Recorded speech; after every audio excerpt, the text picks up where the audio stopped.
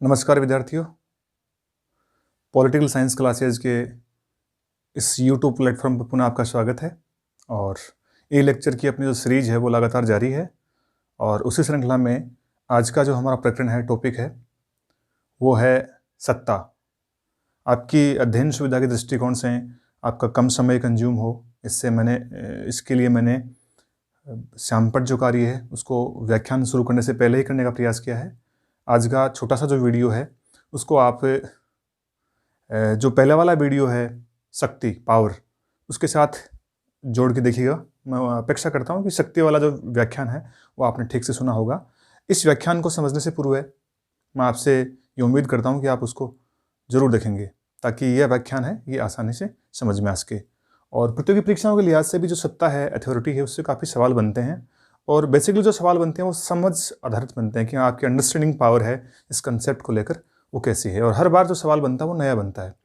तो मैं उम्मीद करता हूँ कि इस व्याख्यान में हम केवल और केवल जो सत्ता का अर्थ है या उसकी जो परिभाषा है उसको ग्रहण करेंगे, उसको ग्रहण करने का प्रयास करेंगे, ताकि आप सभी तरह के जो सवाल हैं, चाहे वो प्रतियोगी परीक्षाओं में, चाहे एकेडमिक किसी भी परीक्षा में आए, आप उसको ठीक से हल कर सकें।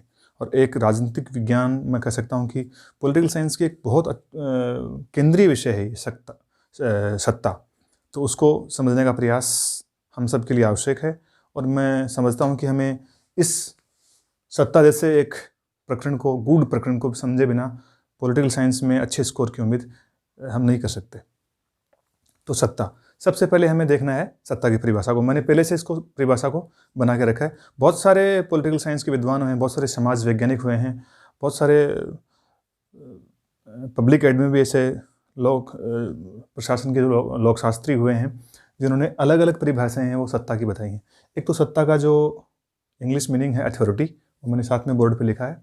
देखिए, सत्ता के मीनिंग को समझने की शुरुआत हम परिभाषा से बाद में करते हैं। पहले मैं आपके सामने चर्चा करता हूँ सामान्य बोलचाल की भाषा में। हम लोग सामान्यतः सुनते हैं कि बहुत सारे लोग ऐसा कहते हैं, या बहुत सारे अधिकारी कर्मचारी हैं गवर्नमेंट में जो काम करते हैं, वो कहते हैं कि नहीं, इस काम की अथॉरिटी मेरे पास नहीं है भाई, इस काम की अथॉरिटी मेरे पास नहीं है, आपको इसके लिए मिलना पड़ेगा, हाई अथॉरिटी से मिलना पड़ेगा, या दूसरी अथॉरिटी से मिलना पड़ेगा, या मैं इसके लिए सक्षम अथॉरिटी नहीं हूँ। तो अथॉरिटी शब्द है वो काम में आता है, हम लोगों ने सुना, लेकिन सत्ता शब्द हमने अथॉरिटी के बदले में कभी नहीं सुना होगा। अथॉरिटी जो शब्द है, जब इंग्लिश में हम अथॉरिटी शब्द काम में लेते हैं, तो अथॉरिटी को जब हम काम में ले रहे हैं तो इनडायरेक्ट रूप से हम सत्ता शब्द वहाँ पे मेंशन कर रहे हैं कि ये सत्ता मेरे पास नहीं है। तो इस सेंस में हमें अथॉरिटी या सत्ता को समझना है। बहुत छोटा सा वीडियो रहेगा, बहुत लंबा नहीं होगा व्याख्यान, आप समझने का प्रयास करेंगे। देखो, पहले जो परिभाषा है इसकी वो मैंने बनाई है। जो परिभाषा है वो सर्वमान्य है। देखो, परिभाषा में जो लिखा मैंने वो देखो आप, किसी व्यक्ति, संस्था या आदेश का ऐसा गुण, किसी व्यक्ति, संस्था या आदेश का ऐसा गुण या क्षमता, गुण भी हो सकता है उस आदेश का, और उसकी कैपेसिटी भी हो सकती है, क्षमता भी हो सकती है, जिसको सही मानकर उसके निर्देशों का पालन किया जाता है, सत्ता कहलाती है। तो इसमें देखो दो तीन चीजें हमें देखनी है। एक तो इसमें से जो आदेश है वो किसी व्यक्ति का हो सकता है, किसी संस्था के द्वारा जारी हो सकता है, या फिर उस आदेश में ऐसा गुण हो सकता है या ऐसी कैपेसिटी हो सकती है कि लोग उसको सही मानते हैं और उसका पालन करते हैं। तो जब सही मानकर उसका पालन किया जाता है तो हम ये कहते हैं कि सत्ता का पालन हुआ या सत्ता का प्रयोग हुआ है। तो जब किसी व्यक्ति, संस्था या आदेश का ऐसा गुण या क्षमता जिसको सही मानकर उसके निर्देशों का पालन किया जाता है, यानी आदेश है, उस आदेश में उस संस्था ने, उस व्यक्ति ने जो निर्देश दिए हैं उन निर्देशों का पालन किया जा रहा है और उनको सही माना जा रहा है। देखिए यहाँ पे सही मानकर, इस शब्द को मैं अंडरलाइन कर रहा हूँ, सही मानकर। तो इसका मतलब हो गया, सही कौन मान रहा है? जो उस आदेश का या उस निर्देश का पालन कर रहे हैं, आम लोग या प्रजा या देश की जनता, तो वो सही मानकर उसके निर्देशों का पालन करती है। तो सही मानना, तो पब्लिक या लोक व्यवस्था में जब कुछ पावर्स, कुछ निर्णय, कुछ नियम सरकार के द्वारा या किसी के द्वारा भी बनाए गए हों, वो जो प्रचलन में हो, उनको जब आम जन या जनता है उसको सही माने, उसमें विश्वास व्यक्त करे, उसमें वैधता व्यक्त करे, तो वो अपने आप में क्या होगी? सत्ता होगी। अदरवाइज वो सत्ता नहीं होगी। दो परिभाषाएं मैंने इसके साथ में दो अटैच की हैं। एक तो परिभाषा जो है वो बायरस्टेड की है। बायरस्टेड की परिभाषा है वो बहुत शॉर्ट है। बायरस्टेड कहते हैं कि सत्ता शक्ति के प्रयोग का संस्थात्मक अधिकार है, वह स्वयं सत्ता नहीं है। बायरस्टेड कहते हैं कि सत्ता है वो अपने आप में कोई सत्ता नहीं है, अपने आप में कोई वो पावर नहीं है। अर्थात सत्ता क्या है? सत्ता शक्ति के प्रयोग का संस्थात्मक अधिकार, यानी शक्ति का प्रयोग करने का अधिकार किसको मिला हुआ है? शक्ति के प्रयोग का अधिकार यानी शक्ति के प्रयोग का संस्थात्मक अधिकार किस संस्था में निहित है? शक्ति के प्रयोग का अधिकार किस संस्था में निहित है? ये सत्ता है। सत्ता कोई अपने आप में अथॉरिटी नहीं है, स्वयं सत्ता नहीं है, बल्कि शक्ति के प्रयोग का अधिकार है, राइट है। तो ये बायस्टेड की परिभाषा है। हेनरी फेल की परिभाषा काफ़ी फेमस है, बहुत सारी प्रतियोगी परीक्षाओं में पूछी हुई है कि सत्ता आदेश देने का अधिकार तथा आदेश का पालन करवाने की शक्ति है। अब आदेश देने का अधिकार जिसके पास है उसके पास सत्ता है, और जिसके पास आदेश का पालन करवाने की शक्ति है उसके पास सत्ता है। तो कुल मिलाकर इन सारी परिभाषाओं में जो चीज़ें हमारे सामने निकल के आई हैं वो ये आई हैं कि सत्ता है वो आदेश देने का अधिकार है, यानी शक्ति के प्रयोग का अधिकार है। यहाँ पे भी क्या हो रहा है, देखिए यहाँ पे भी आदेश दिया जा रहा है, तो शक्ति का पालन तो हो ही रहा है। कुल मिलाकर हमें समझना यह है कि सत्ता की परिभाषा में दो चीजें निहित हैं। सत्ता में शक्ति का प्रयोग हो रहा है। शक्ति का प्रयोग कौन करेगा? जो व्यक्ति वैध रूप से शक्ति का प्रयोग कर रहा है वही सत्ता का प्रयोग कर रहा है, वही सत्ताधारी है, वही अथॉरिटी है। तो ये हमें देखना है। सत्ता के दो घटक हैं, ये हमें ध्यान देना है, शक्ति और वैधता। अब हम इस परिभाषा को यहाँ से समझेंगे इन दो घटकों के माध्यम से। सत्ता के जो घटक हैं, कंपोनेंट्स हैं, वो दो हैं, एक तो शक्ति और एक वैधता। तो इसमें आपको ये समझना है कि शक्ति है किसी भी संस्था की शक्ति, किसी भी सरकार की शक्ति, किसी व्यक्ति की शक्ति या किसी और समूह की शक्ति। अगर वो शक्ति वैध है, वो वैध है, तो वो वैध शक्ति ही सत्ता में बदल जाती है।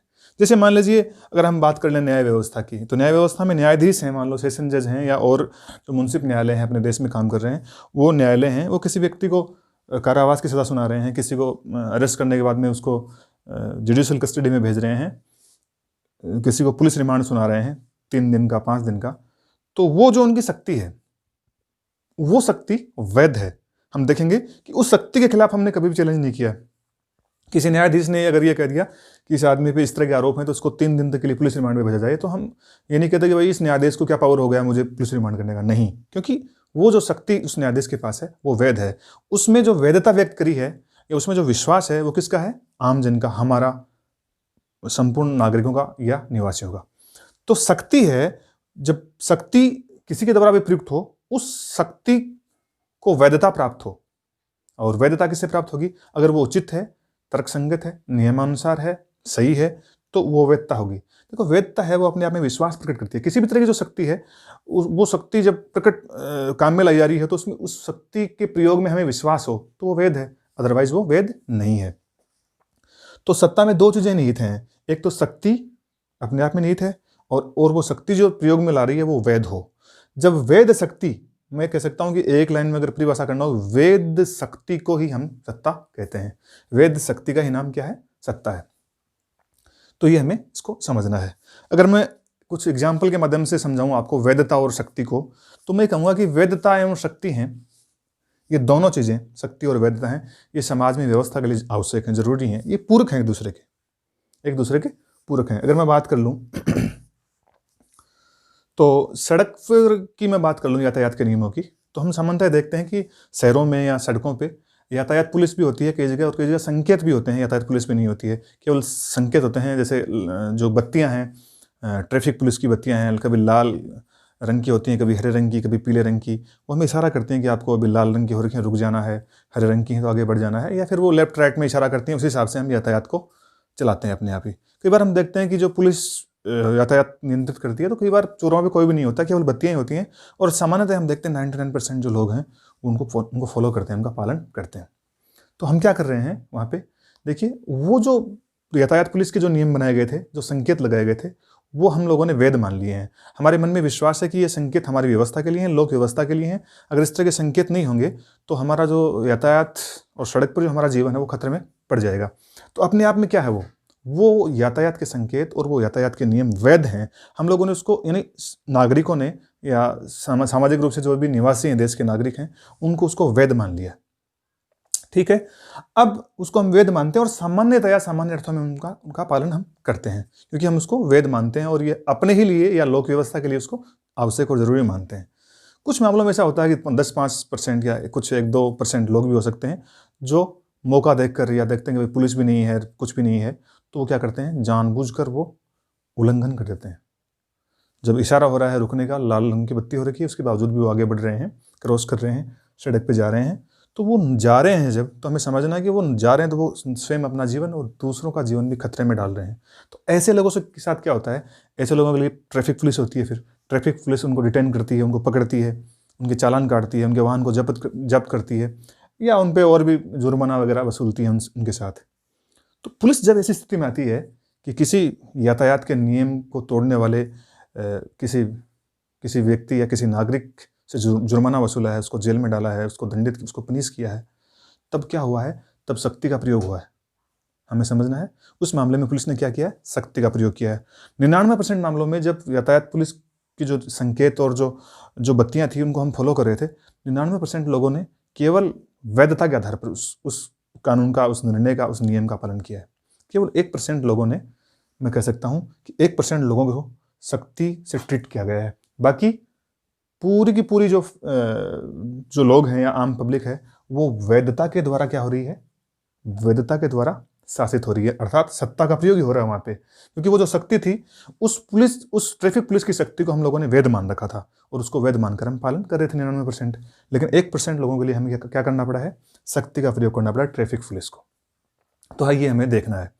तो कुल मिलाकर हम ये देख सकते हैं कि शक्ति के साथ जब वैधता जुड़ती है तो वो सत्ता बन जाती है, यानी वैध शक्ति ही सत्ता बन जाती है।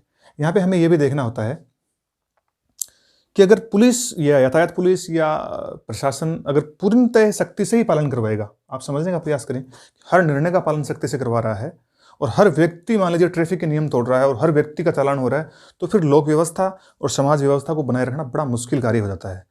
लेकिन ऐसा नहीं होता है। वैधता इसलिए आवश्यक है ताकि सरकार के निर्णय, ट्रैफिक पुलिस के निर्णय, यातायात पुलिस के निर्णय हैं, वो वैध मानकर हम उनका पालन करने लग जाएं। तो वैधता बहुत आवश्यक है। अकेली शक्ति के बल पर हम उसमें काम नहीं चला सकते। तो मैं अगर बात कर लूं तो मैं ये कह सकता हूं कि शक्ति है वो शक्ति मैं ये कह सकता हूं कि अगर इसकी मैं एक उपमा दूं आपके साथ में, तो मैं लिखता हूं नंगी तलवार। नंगी तलवार का मतलब है ऐसी तलवार जो म्यान में से निकल गई है और बिल्कुल वो किसी के साथ युद्ध या झगड़ा या मारपीट या काटने पीटने के काम में आने वाली है। नंगी तलवार का मतलब है ऐसी तलवार जो आपको दिखाई पड़ रही है, जो कभी भी आप पे चोट कर सकती है। वैधता है वो क्या है, म्यान में रखी तलवार।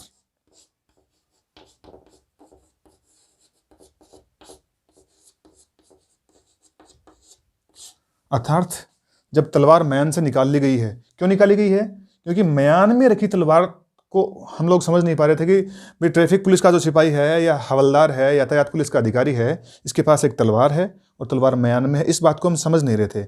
हम तब तक नहीं समझ रहे हैं जब तक वो तलवार हमें दिखाई नहीं पड़ेगी।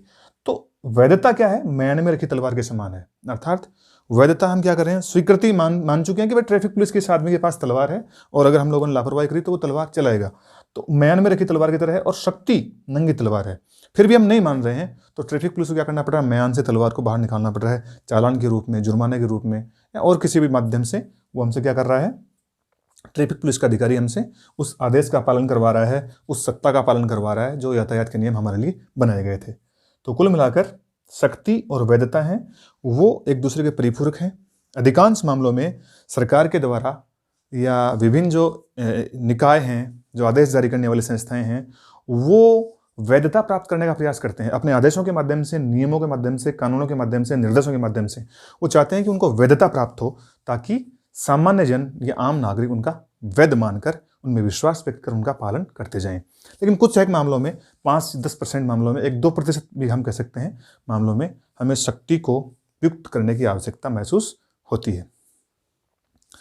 तो अगर मैं ये कहूँ कि सड़क के जो नियम हैं वो वैध मानकर हम लोग उनको वैध मान लें और उनका पालन कर लें, तो इसका मतलब क्या हो रहा है, हमने क्या कर लिया है, जो सत्ता है पुलिस की, यातायात पुलिस की सत्ता है, उसका पालन कर लिया है। क्योंकि उसमें जो शक्ति छुपी हुई थी उसको हमने वैध मान लिया।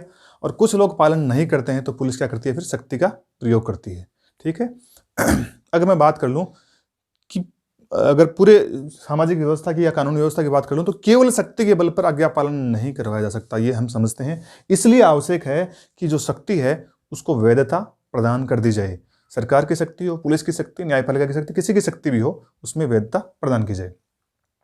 एक जर्मन समाज वैज्ञानिक हुए हैं मैक्स वेबर। आपने 12th या 12वीं क्लास में 11वीं क्लास में पढ़ा होगा मैक्स वेबर।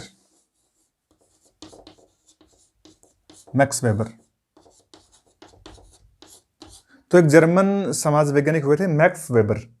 मैक्स वेबर ने जो विभिन्न राजनीतिक व्यवस्थाएं हैं या विभिन्न जो देश हैं, लोकतांत्रिक देश हैं, या आधुनिक जो मैं राज्यों की बात कर लूँ तो आधुनिक राज्यों में जो सत्ता के 3 रूप जो उन्होंने देखे हैं और 3 जो रूप बताए हैं उनका जिक्र भी इस टॉपिक में करना आवश्यक है। मैक्स वेबर ने जो पहला सत्ता का जो प्रकार या उसका विविध रूप जो बताया है उसमें उन्होंने बताया परंपरागत सत्ता। परंपरागत सत्ता मैक्स वेबर के अनुसार ट्रेडिशनल अथॉरिटी या जो परंपरागत सत्ता है वो, जैसे आधुनिक राज्यों में मैं बात कर लूँ तो आधुनिक राज्यों में लोकतांत्रिक शासन व्यवस्थाओं का उदय हो चुका है। बहुत कम ऐसे राज्य हैं जिनमें वंशानुगत पितृसत्तात्मक या राजतंत्रात्मक शासन व्यवस्था विद्यमान है। लेकिन फिर भी मैक्स वेबर ये मानते हैं कि चाहे लोकतांत्रिक देश हों या राजतंत्रात्मक देश हों, उनमें भी इस तरह की सत्ता यानी परंपरागत टाइप की जो सत्ता है उसका कहीं ना कहीं उसका पुट या उसका अप्रत्यक्ष रूप से, इनडायरेक्ट रूप से कम अधिक उसका जो रूप है वो देखने को मिलता है। तो परंपरागत सत्ता का मतलब है राजवंश की सत्ता, यानी राजा की सत्ता, उसके बाद में उसके बेटे की सत्ता।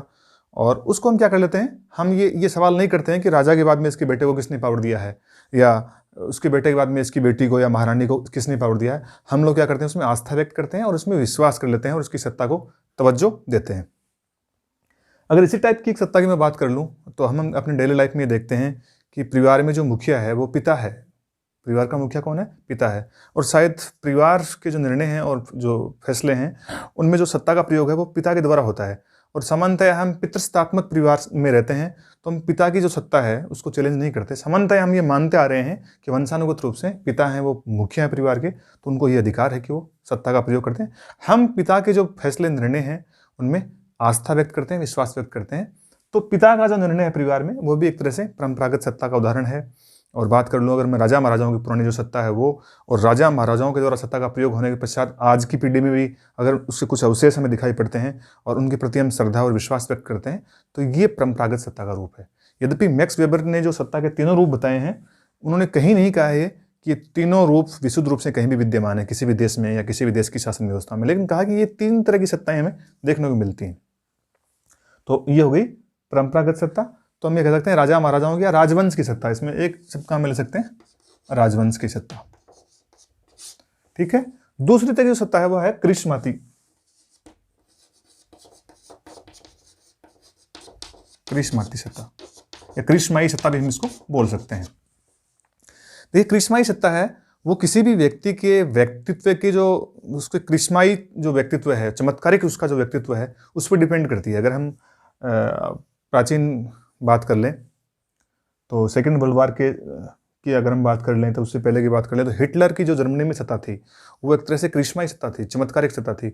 जितनी शक्ति का प्रयोग हिटलर कर रहा था जर्मनी में उतनी शक्ति उसको कहीं उसके संविधान, शासन, कानून और कहीं और से नहीं मिली हुई थी। लेकिन उसका व्यक्तित्व ऐसा था, उसके भाषण का कौशल ऐसा था कि संपूर्ण जो जर्मन वासी हैं या जर्मनी की जनता थी वो उसके ऑर्डर, उसके विश्वास, उसके भाषणों में विश्वास करती थी और उनमें आस्था व्यक्त करती थी, उनको ठीक मानती थी।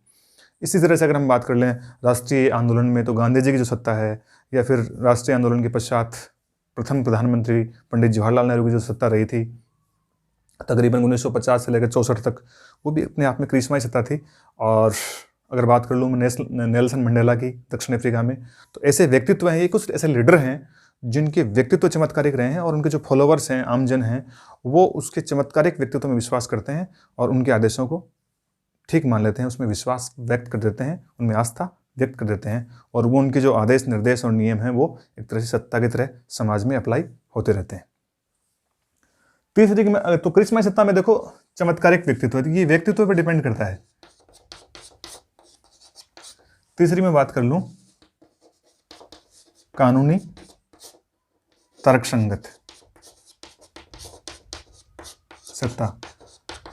अगर आधुनिक लोकतांत्रिक देशों की बात करूं तो यही एक सत्ता का प्रकार है जो हमें बेसिकली या मोटे तौर पर देखने को मिलता है। कानूनी या तर्कसंगत सत्ता का मतलब है नौकरशाही की सत्ता।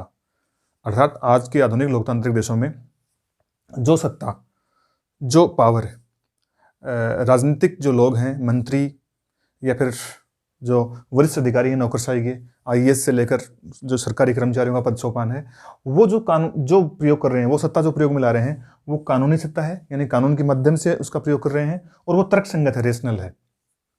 तर्कसंगत इसलिए है क्योंकि चुनी हुई सरकार है जनता के द्वारा, और उसके जो मंत्रिमंडल के द्वारा निर्णय होते हैं उनको फॉलो करने का काम करती है ब्यूरोक्रेसी, नौकरशाही। तो इसमें जो सत्ता होती है, तो वो जो होती है, इसको हम ये कह सकते हैं कि ये जो सत्ता है, कानूनी सत्ता या तर्कसंगत सत्ता, ये कुर्सी की सत्ता है, व्यक्ति की सत्ता नहीं है।